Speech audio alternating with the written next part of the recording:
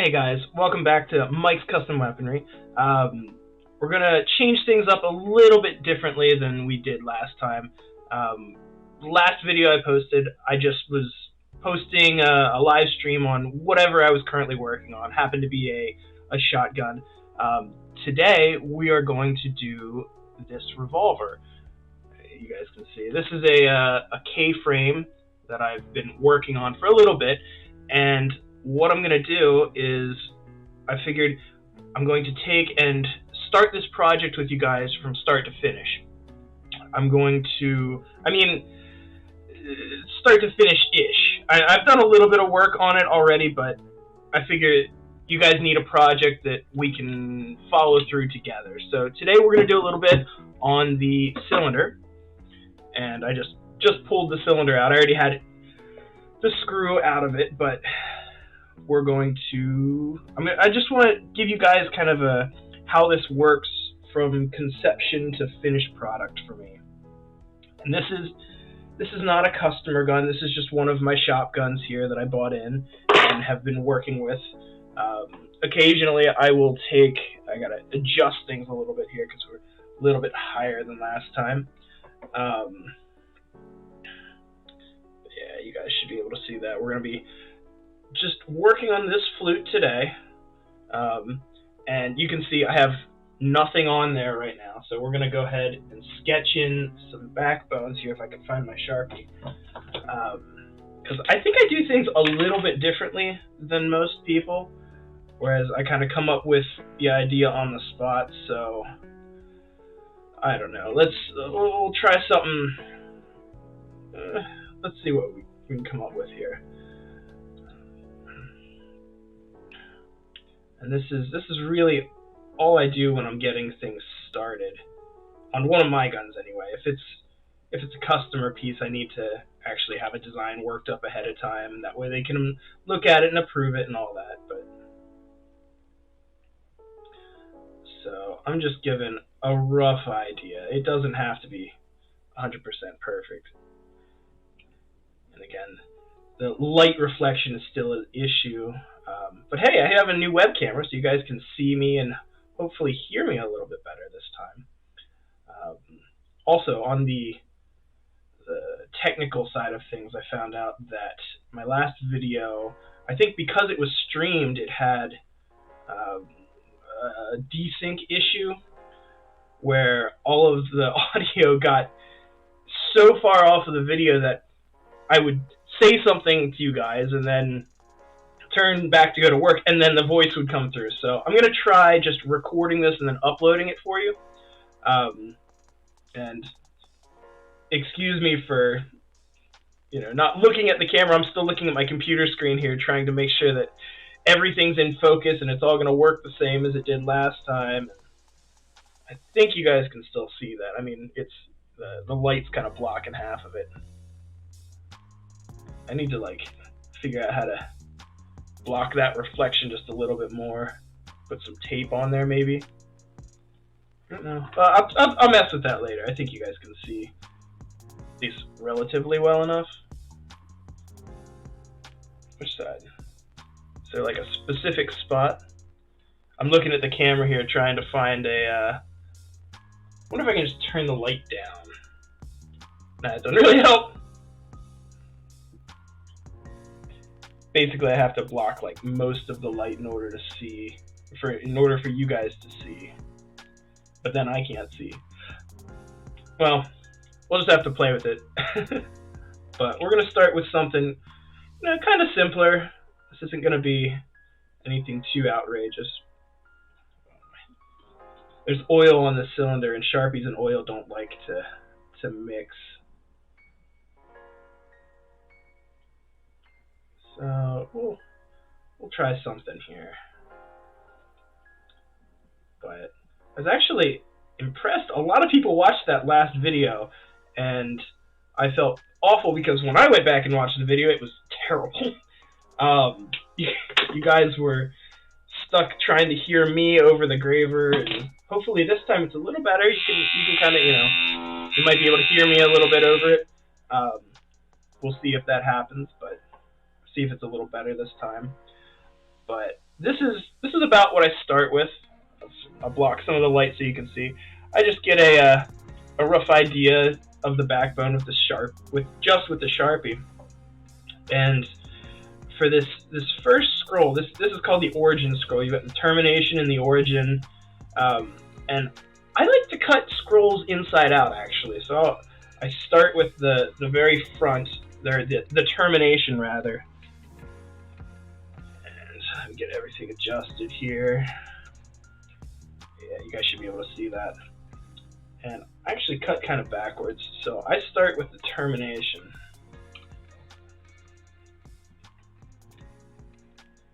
Excuse me while I get it all adjusted.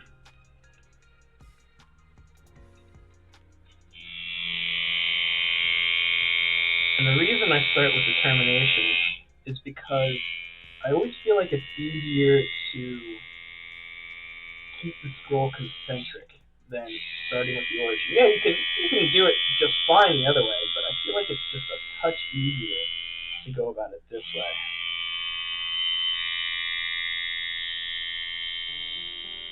And so, because you can kind of see using in this case, the right side of the graver, you can compare that to the distance of the inner circle, if that makes sense. And you can make sure that you're slowly working your way out or back in whatever you need to do for whichever specific part of the backbone you're cutting. See, now I'm getting further away to about the furthest point. Start to come back in. But now, here's about the furthest point. And then we start to work our way back in.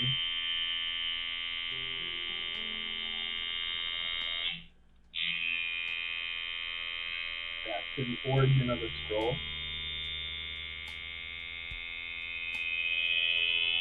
Cutting on a convex surface like this can be tricky if you're first starting out.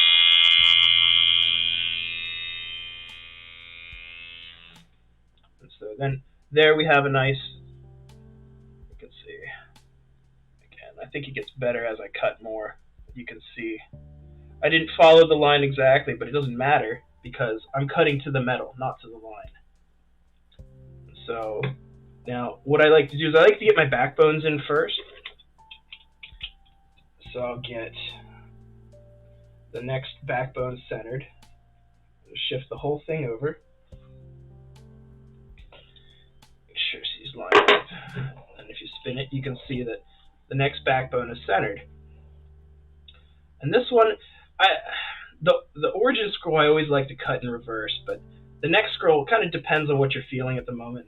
Right now I'm feeling I'm going to cut it from the origin of I guess this was just the parent scroll and the child scroll. So I'm going to cut it from the parent scroll.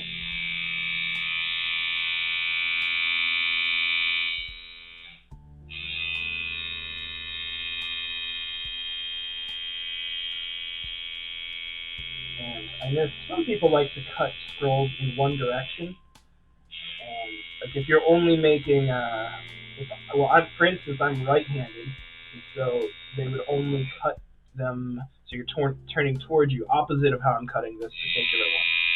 And there's something to be said for that because you get really good at turning a particular way, but you can't always do that. You can't always cut one direction. Just sometimes you've got a recoil shield or a protrusion of some sort that sticks out and you have to end up turning the opposite direction. If you just make it a point to practice both ways and get good at both ways, then there's just no issue. But if you can only cut one way and you're only good at it one way, then you have these really nice looking scrolls in one direction and something kind of rough looking in the other direction. So just my 2 cents on it, your mileage may vary.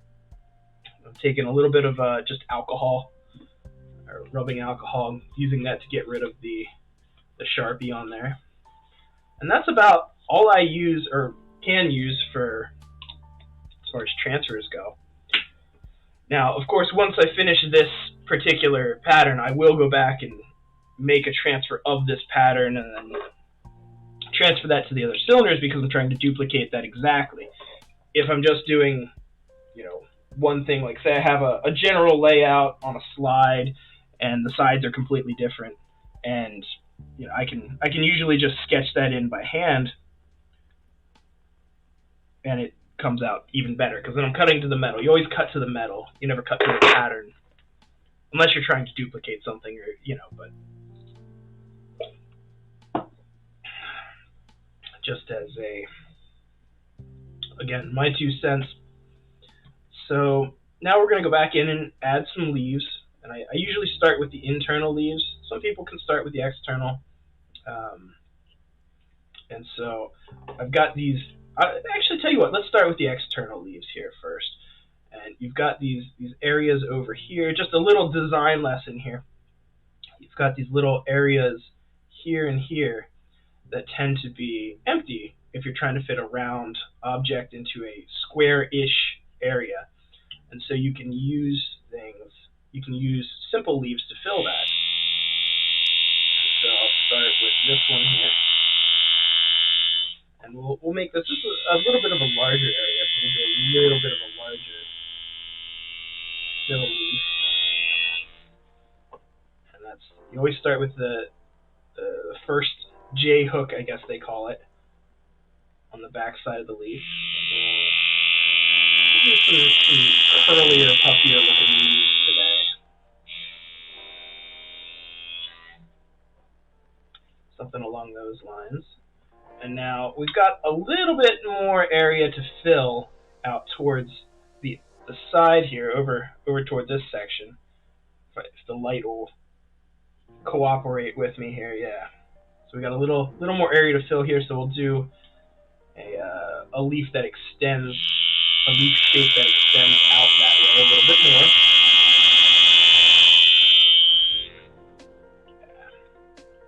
Yeah. Of course, I just broke the tip. So now you guys get to listen to me sharpen for a second. It happens sometimes.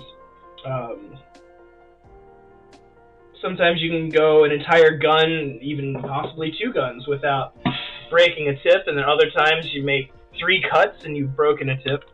It just kind of depends on the day. And I don't know, maybe I can show you guys some of this. Let's see. I don't know if it'll show well or not.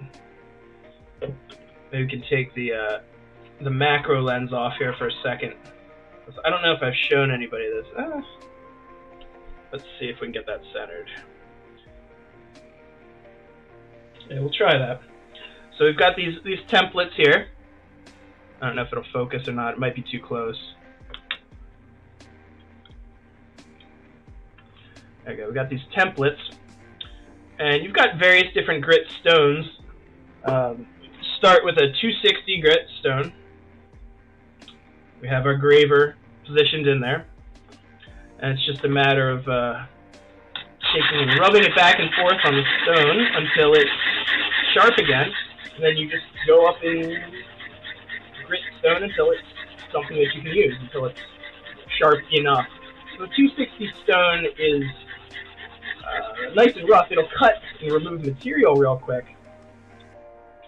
Oh yeah, I really buggered that graver tip up, so it's going to take a second here on the 260. In fact, we may switch out. I've got each template kind of comes with 2 templates, and so you've got a large template like this, which is for sharpening. Then you have a smaller template. That guy, again, it won't focus here. And this smaller template is for giving you, sort of taking a graver blank and taking it down to the correct geometry so that you can sharpen it. And I take and set it there, and then I roll it back and forth like this as I'm sharpening it, just that bottom section. And what that does is it kind of gives you less of a heel, or it makes it easier to get a smaller heel on each graver. And it's hard to show exactly what that does. I'll have to put the macro lens back on so you guys can see it, but it'll help you. You can actually use this to take down and resharpen your graver if you've broken the tip significantly far back. And then you don't lose as much material on your graver. So it just takes a second doing that. And you don't want to change your graver position in the little holder when you're shifting between templates, because they have this little index piece on them. Again, I don't know if you guys can see that. It drops in, that way it keeps everything lined up exactly how it should be. These are the Lindsay sharpening system, template system, I don't know. But I like them better than the GRS system. They're just upping to a 600 grit hone. The GRS system is nice, but it's expensive, and it takes so much longer to sharpen. Just, you know, for daily use, it takes so much longer to sharpen compared to the Lindsay system, at least in my books. I'm sure, you know, maybe I'm wrong. Maybe there's somebody who can sharpen it quicker using the GRS system, but I don't know. This is much cheaper. At the very least, this is why I got onto it. So, and then once you get your main point, again, this might be hard for you guys to see. You get your main flat in that angle there, then you'll switch over to the heel angles, like that. You go back and forth a couple times until you have a nice even heel on both sides, and it comes to a nice point. Let's see where we're at. We got a little more to do. But yeah, it's a pretty simple system. I like it. It's always worked well for me. It's not quite as versatile as the GRS system. Like, the GRS system is this big, massive spinning disc. That's basically, each disc is a hone of different grits, and you can change the speed on that, and it spins up, you know, nice and fast or nice and slow, depending on if you're trying to remove a lot of material or a little material. And then you have this like index plate that adjusts for all different angles that you have to set, and then do one facet at a time. And it is more versatile. You don't need a whole bunch of these templates in order to make a whole bunch of different. It's the kind of thing that you buy once, and then you have every template. You know, any shape and angle you want, you can make. You can also experiment that way. I'm going to throw the macro lens back on here for engraving. Get a nice picture of my hand there. Oh, I forgot. I'm just going to take and knock off the very tip on this graver too. You just take it and run it on a 2000 grit hone, just for like half an inch, just straight on. And that helps kind of negate some of the breakages that you get with carbide gravers a whole lot of the time. Let's see, we were right here. Yeah, and you guys can see that. Cool. Alright, so we're going to take and cut the back side of this second little leaf.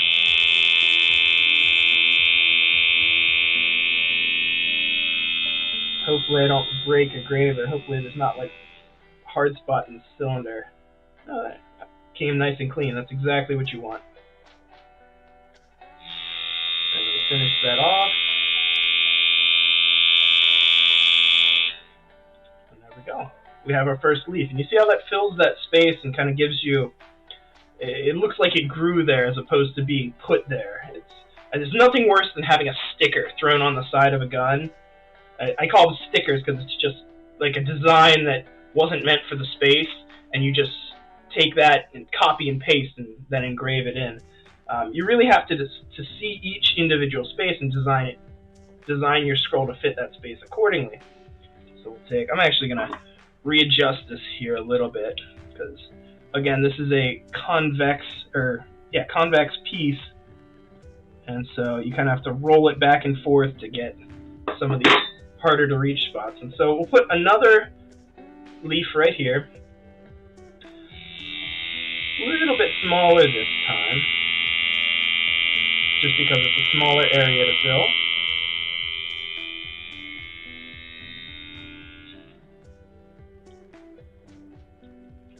And the last leaf was a, what is it, 6-line leaf? I have to count this. This is going to be a 3-line leaf. So there's the second line, and then this is the third line.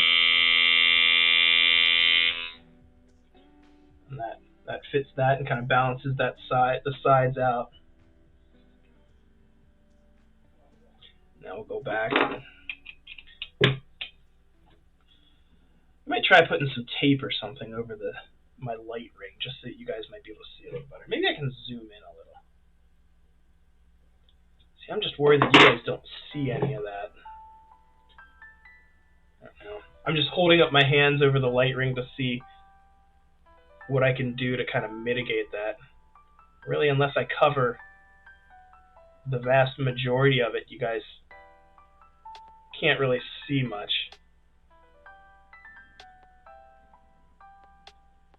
That's about what I need right there, but then I'm covering the majority of the light ring. Maybe I take...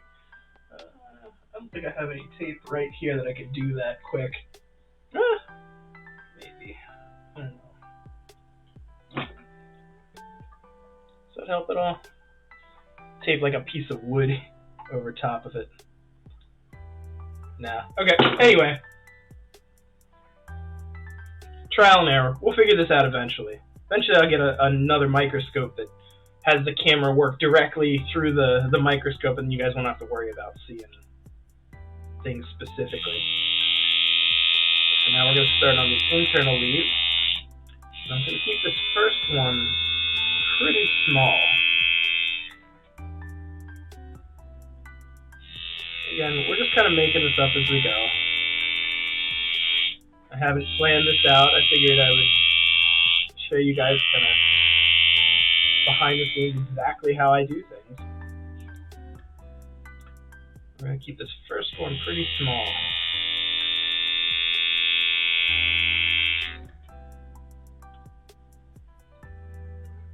Just looking, making sure I didn't break my graver already. Feels a little funky, but keep going. Then this next one, because it's opposite of that slightly larger leaf, we'll go slightly larger to kind of mirror that.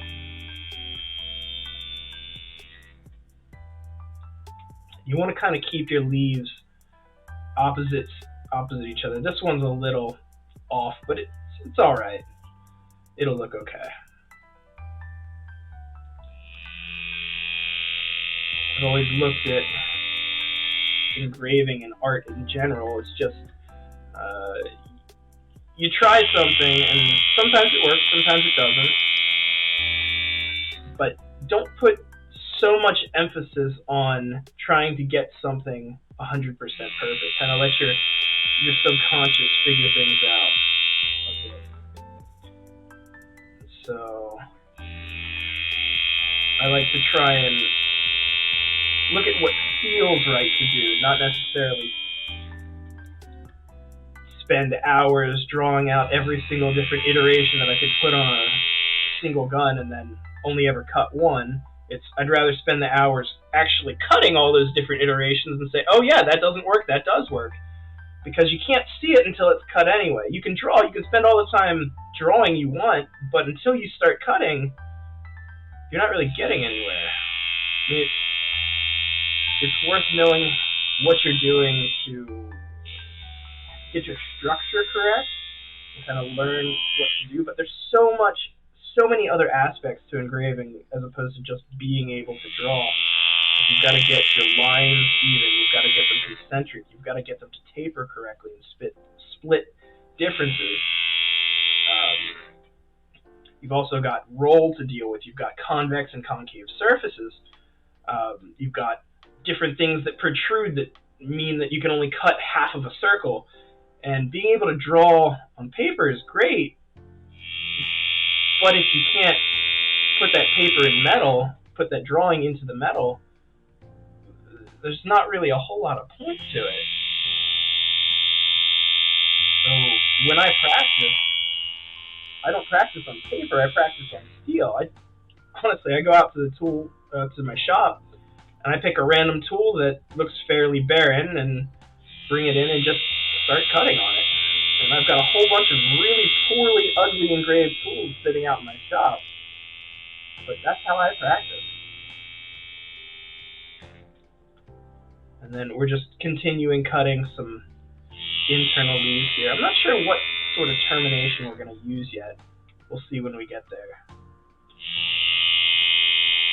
But I think for this one, we're probably going to do a beaded background. And we may even do a relieved background. So let's see. I've never done a relieved beaded background before. That might be kind of fun to do. Although stippling might look nice. I love seeing just a single scroll with just the sections of background relieved and then stippled. I think that looks fantastic. But let's see. Yeah, maybe we'll do that. Maybe we'll just do a relieved background because that's fun. And this project doesn't necessarily need to go quick because this specific project is for you guys. I'm only going to ever work on this one any more than I already have. I'm only ever going to work on this one on camera for you guys. That way you can kind of have something that you follow start to finish, as opposed to it just being, randomly whatever I happen to be working on that day. Maybe we'll do a little gold inlay or something, and then I'll just take and I don't know what I'll do with this. Maybe we'll raffle it off.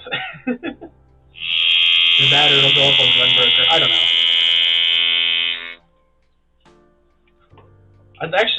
I'd love to start doing, some raffles for things.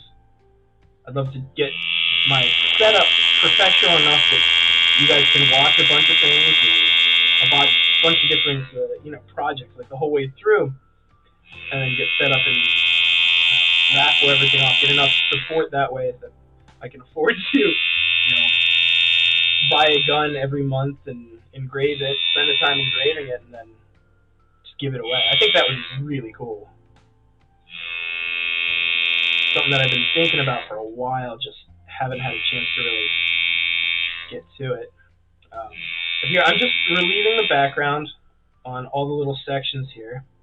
And if some guys like to spend all the time to flatten that area, all the backgrounds, I don't. And maybe I'm just lazy. Maybe it's just me trying to justify a bad habit. But the more I look at older firearms and older engravings, I have a bunch of very old pieces from like the 1800s and the 1800s. And if you look at the backgrounds on those, really look at them under microscope, none of them were flat. They got it close. They relieved the background to, whatever depth they needed, and then they just stippled over it.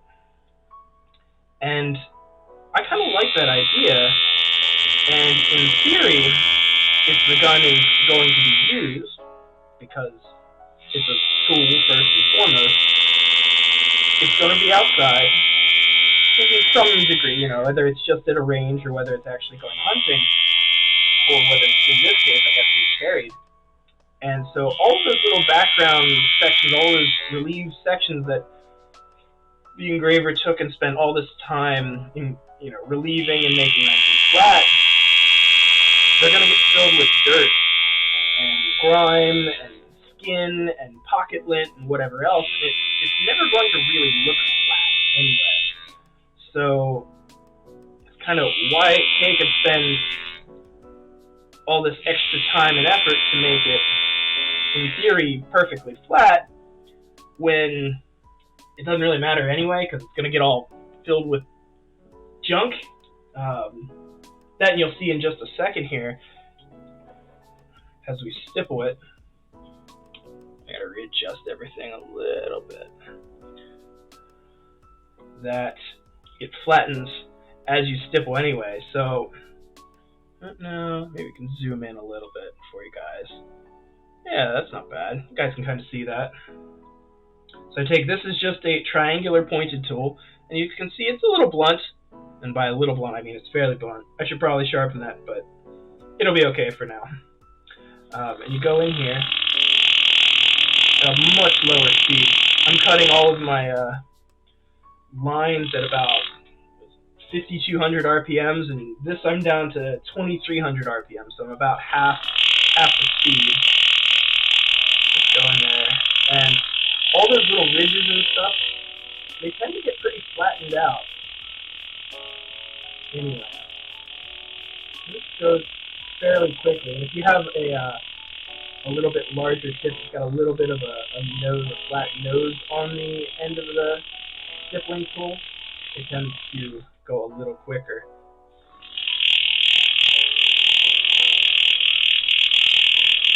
You can kind of move it around and get yourself a remotely flat area. It's not perfect, you know, by no means, but you can see that it's a whole lot flatter than it was.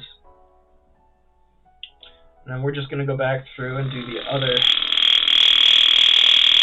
sections too.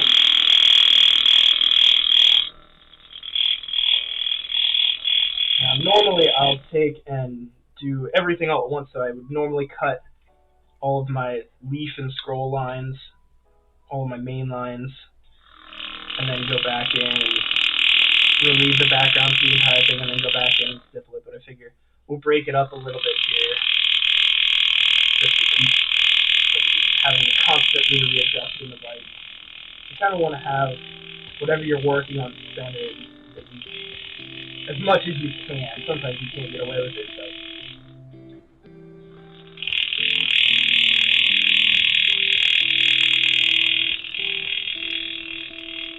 It's nice. You want to make sure you stay off of the edge of your line, because those are nice and shiny. You don't really want to make them all nasty looking with, you know, stipple marks. You really only want to stipple the flat-ish sections that are the background. You have these nice, shiny, reflective edges for all of your leaves. It doesn't take too long. And there we go. I gotta readjust everything here. Get my my line tool, my 116-degree graver back.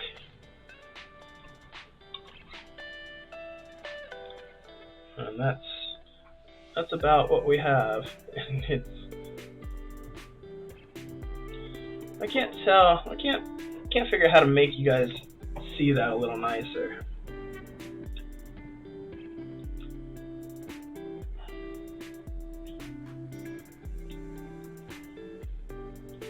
I think I just need a better camera, to be honest, but it'll work for now. And then that's a fully relieved background, and we'll go on to the next section here. I'll make these videos probably about an hour long. I don't know if anybody's gonna want to sit and watch this for, you know, a 3-hour session or anything. That might be a bit much to ask, but maybe an hour. You know, you guys can at least watch parts of it. And that's, yep, centered there. And then we'll go through and cut the leaves on this one. See if we can angle this a little bit better. I don't know if I angle it, if the lighting gets worse or better. Kind of looks like it gets worse. Oh, whatever. Alright, so we'll start, and again, we want to keep opposite of this leaf here. You guys can't really see that. I don't know. I'll stop complaining.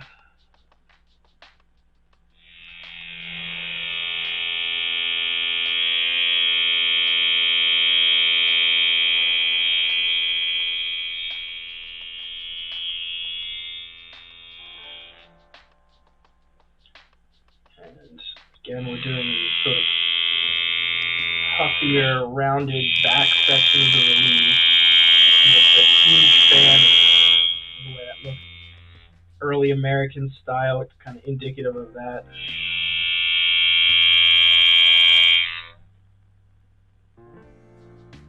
And we're a little large with this particular one. A little further up than I'd like to be. I'd like to kind of keep it on par with this one, so I'm going to kind of drag the third line, or the final line back from back here, just to kind of help line those two up a bit. I don't know if you guys can see that. There. So you can see how they tend to line up a little bit better, like that there. If it could only always be like that. That's what you guys need to see right there. Constantly, but c'est la vie. I'm going to turn the light down a little bit.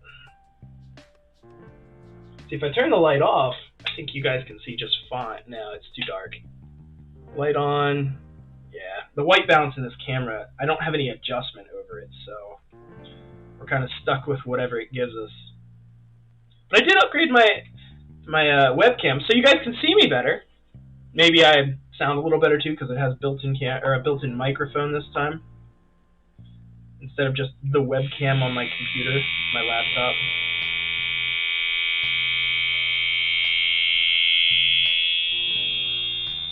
I guess that's next, is a better camera. I've been looking at cameras and they get pricey quick. They're no joke. A decent camera for a microscope might be $400 or $500. I really wasn't. I think I spent like $60 on this the camera that you guys are currently watching on, which I guess is nothing, but I do need to upgrade. So I got a couple leaves into here, and I want to cut something in here, and you can do a couple different things. I really like when the leaf just comes off of the parent scroll. I like the way that looks, like the feel that it gives. I think it's a good, safe way to go with this. And so we're going to cut, again, sticking to our nice puffy scrolls here. Something that would fit that right there. Finish that off.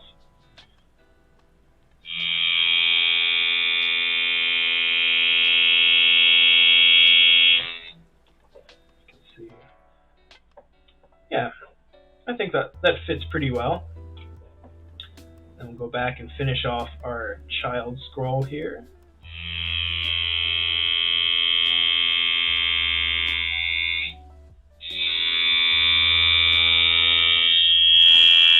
As you get closer to the termination, I tend to go a whole lot smaller and in a lot of cases change the format of each individual leaf. Some people keep the same leaf the whole way through. I like to make them smaller, so it's like it's got the leaf progression. It's as if it was growing, because the leaves, the brand new leaves coming off of a plant aren't finished. They don't start as just miniature versions of the final leaf. I mean, some of them have this kind of progression where they start out folded and then they unfurl as they grow, and that's kind of what I've always stuck to with this. And so now we've got to kind of finish off up here at the front, and I've left a leaf right here so that way we can mirror that on this side. And we'll leave this one, we'll make this one a little larger just to help fill the space, and we'll have it flow up and like it's growing a bit. So from the outside it's had more room to unfurl and kind of do what it wants, as opposed to being suffocated a little bit by the internal leaves. And again, sticking to the rounded leaf style that we're going for here. Probably should have done that with this one, but it's okay. We'll do this sort of reverse leaf. They don't really have names. You kind of make them up and figure out what they're called.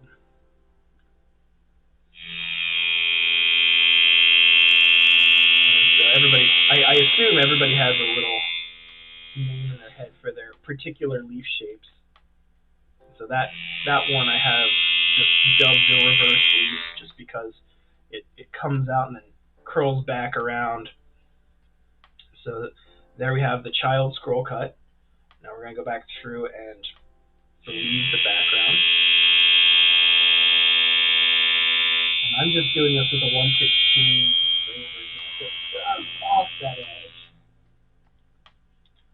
And overlapping my cut just enough to get make sure there's no, flat plateau on there.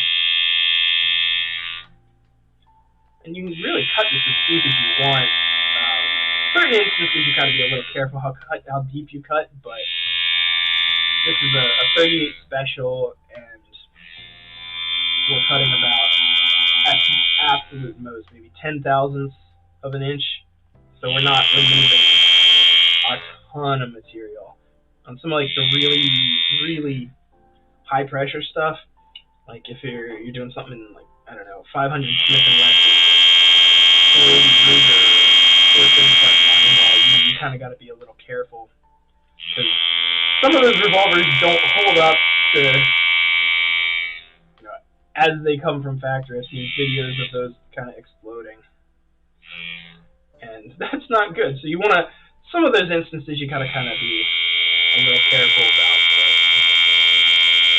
more instances than not, you're just fine to kind of put whatever you want wherever you want. At least I've never found an instance where engraving alone was enough to weaken a gun to the point of failure.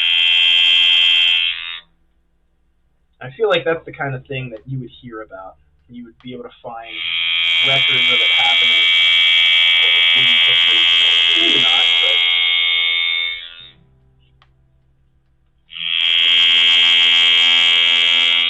but I've never seen it as an issue. Not, in 90% of the cases.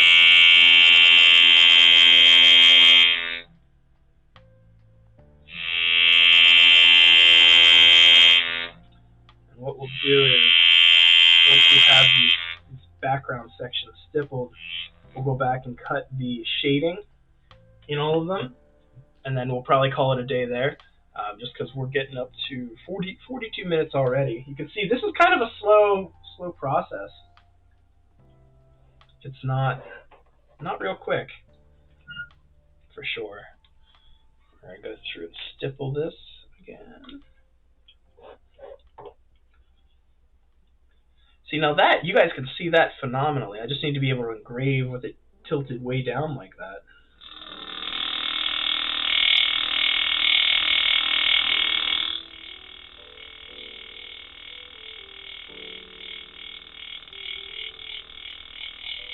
Also, I bumped up the music just a little bit because in the last video I couldn't even hear it.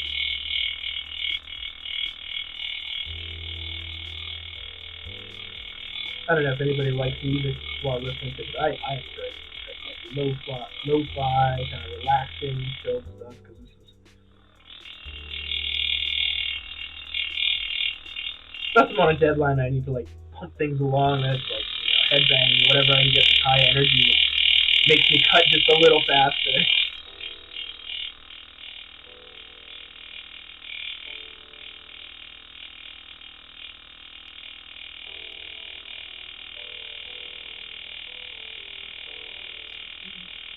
You don't always, a lot of engraving has relieved backgrounds. You definitely don't always have to do that. A lot of times you can just take and stipple a high background. I've done, many of my guns have stippled high background on them. Personally, I think it looks just fine. You just don't want to go anywhere down into the cut if you're going to do that. If you're not going to relieve the background, you have to keep it on the top space only. Because otherwise you'll never be able to keep it on just one side of that cut. So there we go. We've got the background fully relieved and stippled. And now we'll go back in. This graver could use sharpened. We'll see how it cuts first.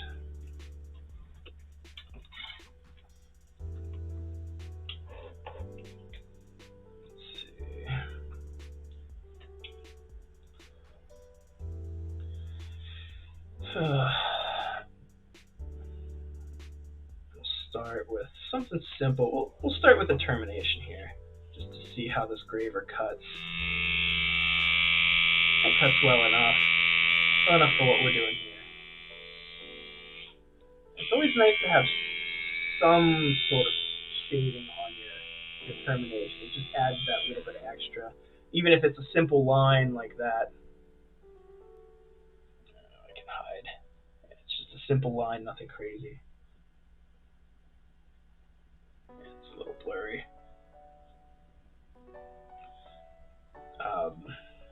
I can tilt over a little further and you guys can see a little better. Yeah, that might work. Let's try that. I think I can cut that way. I like to start with the external most line. When you're cutting internal leaves, I like to start with the line closest to the backbone with shading. You don't need a ton of lines to get the proper look. You just have to make sure that they're correct, as in spaced correctly and they taper together back to where they terminate. Because nothing throws off your look worse than lines that don't taper properly and evenly. If there's one thing to learn, it's how to taper lines together so that they look nice and even.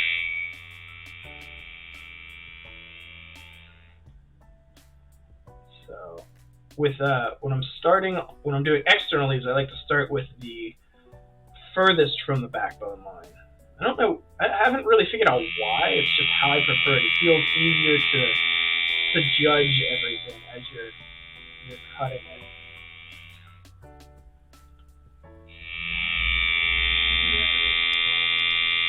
Skip over. It's kind of like I guess maybe it's your defining lines first. So I've got the first one there, which is the furthest, and then you get the next one, which kind of gives this a definition here as a foreground section. And then you go back and fill the spaces in between that.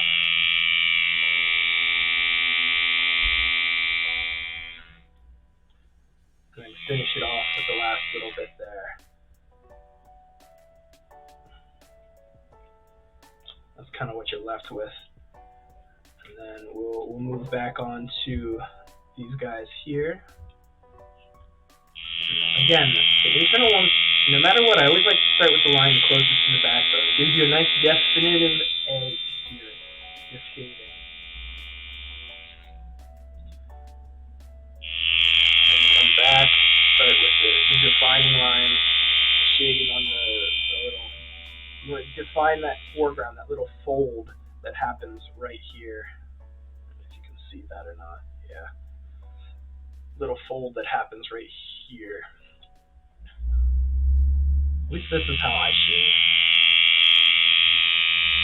And you can go back in and add, it's easy to add the cross-hatching if you are cross-hatching. This one will probably not cross-hatch, just to keep it moving along. Like I'm going to show you guys this first flute, but I'll probably go through and cut the other flutes while you guys aren't watching, just because it'd be kind of boring and I wouldn't know what to say to sit here and try and talk about for 6 hours while I cut every single flute, where it's just like, oh, yep, we've done this, okay, we're going to do it again, and again, and again, and again. Now, I'll show you this first one, and you guys will get the gist of it, and then I'll go, okay, that one's cut, the other ones are cut, moving on to the frame, or barrel, or whatever's next, whatever we decide to do next. And this particular revolver, I ended up making a barrel for it. And so, in that process, I've slab-sided the barrel, so we've got these nice big flats to work with. I'm going to have to do a little polishing on those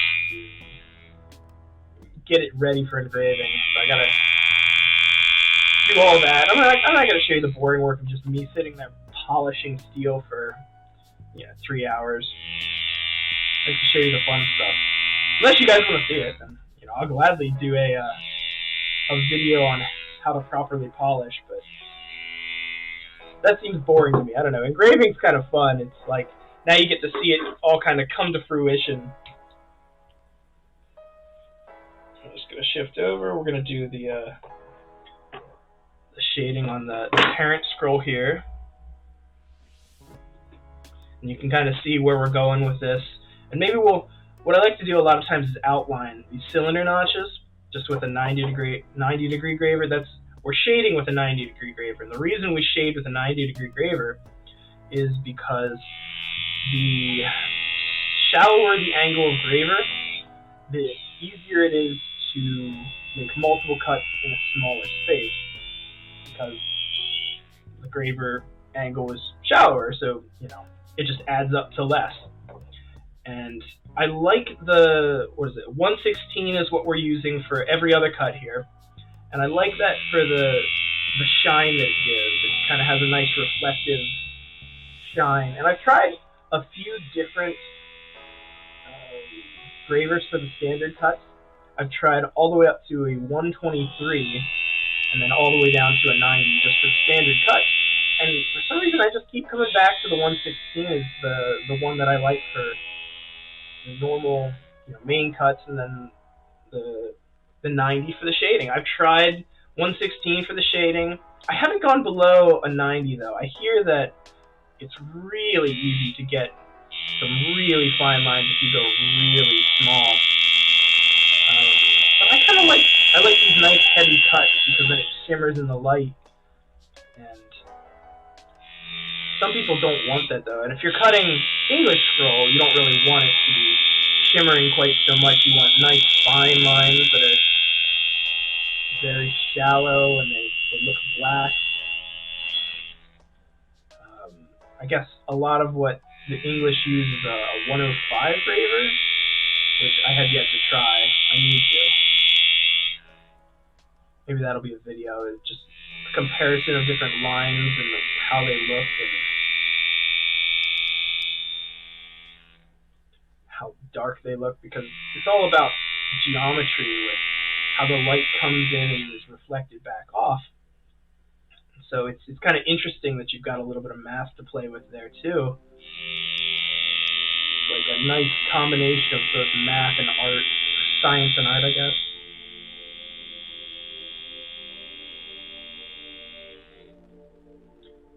And that's something that I feel like a lot of people, if you are scientifically minded, you tend not to be artistically minded.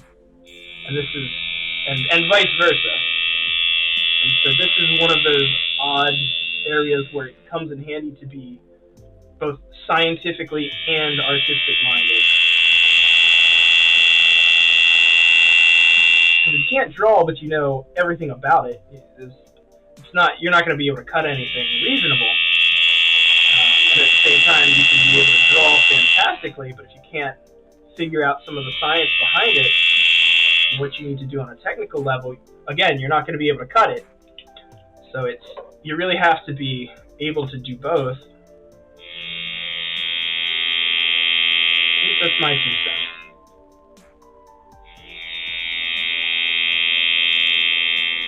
Almost finished with the shading.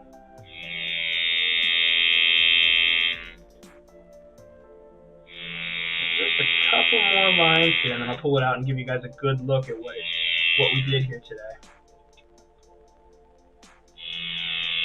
More leaves.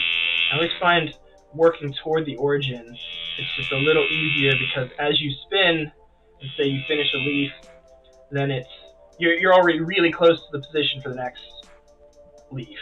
So it's just, instead of having to sit there and spin, instead of cutting the other way, so like you'd be finishing up here, and then instead of having to spin and cut this leaf, that takes a minute. But if you finish up here, it takes that much movement to get to the next leaf to start cutting those. It's a little time-saving thing, and I think with engraving, any bit of time you can save, cuts down on cost, cuts down on time, especially if it's something that, like shading, where every leaf needs shaded anyway, at least, every one you want to shade. But I think we'll call it there. Let me pull this guy out here, and I'll zoom out so you guys can see.